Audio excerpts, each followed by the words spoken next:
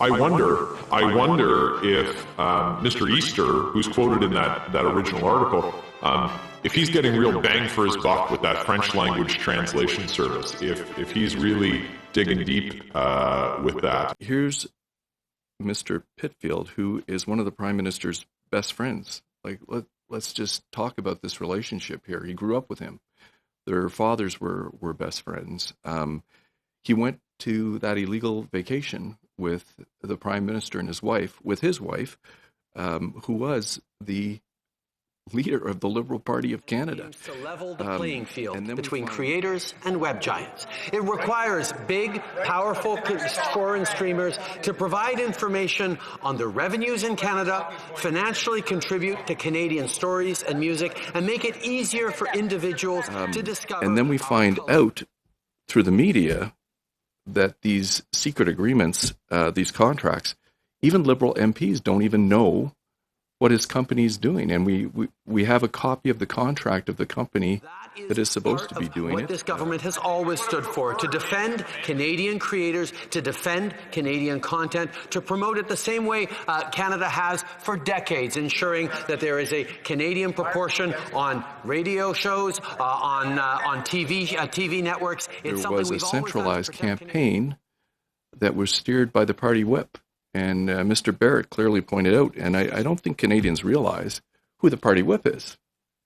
The party whip is the guy who has the whip. He tells you about discipline, what to do, what not to do.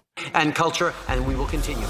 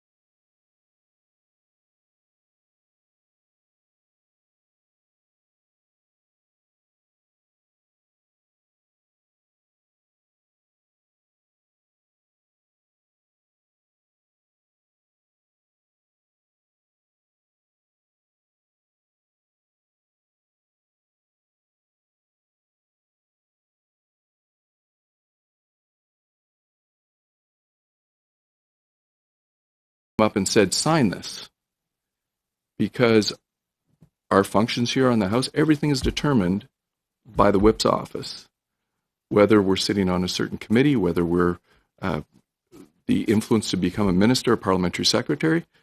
Mr. Chair, the pressure on members of Parliament would be enormous. And I just look at which members of Parliament didn't sign and what they're doing right now. It'll be interesting as we investigate this further, but the government has been asked these questions, Mr. Chair, and they haven't been forthcoming. And the situation we're